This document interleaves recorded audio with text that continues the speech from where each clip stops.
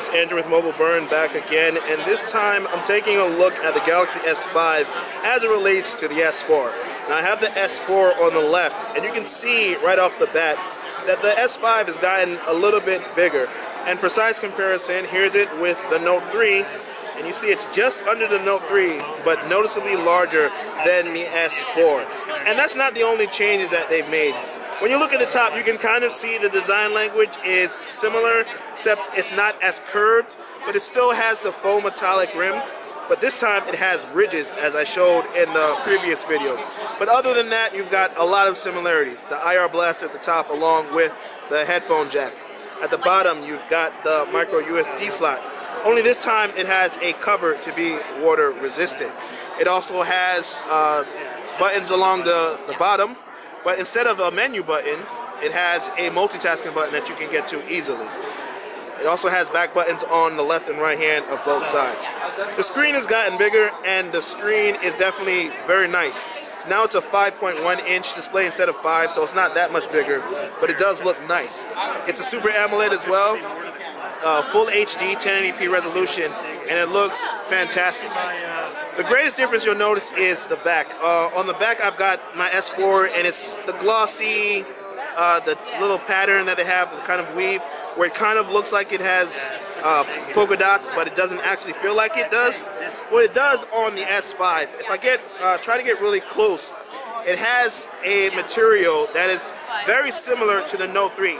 Whereas the Note 3 was texturized to feel like a synthetic leather, this one is more of a softer feel to it, but it's not a leathery feel. It's still, you can definitely tell it's plastic. It's a little bit harder, but it's still smooth and easy to go along.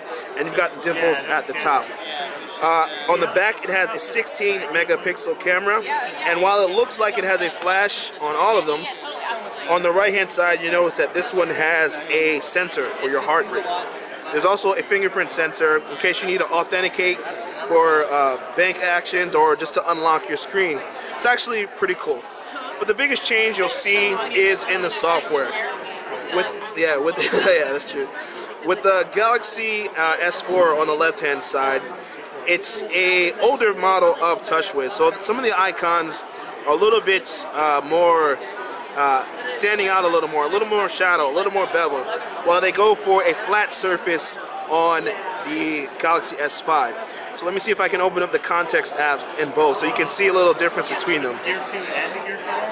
Alright, so here I have favorites on one phone, favorites on another, and you can see that the top, it's flatter, it's a lot easier to manage, it looks cleaner, it looks nicer. When you pull down the notification, the same thing rings true. It's flatter, nicer, cleaner. It's overall a much better experience.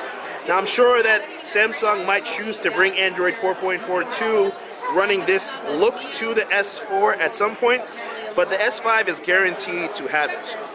The obvious difference between the Note and the S5 is the lack of the S Pen. The stylus on the Note, which is kind of what makes it my favorite phone, is having that ability to draw and write and things like that. That's not present on the S5. But the S5 does have it beat on terms of the processor, the camera, and arguably the screen. It's a little bit smaller, a little bit better, but they both look fantastic screens. Overall, the S5 is a very intriguing device. I'm looking forward to testing it out full time. But in the meantime, this is Andrew with mobileburn.com. Thanks for watching.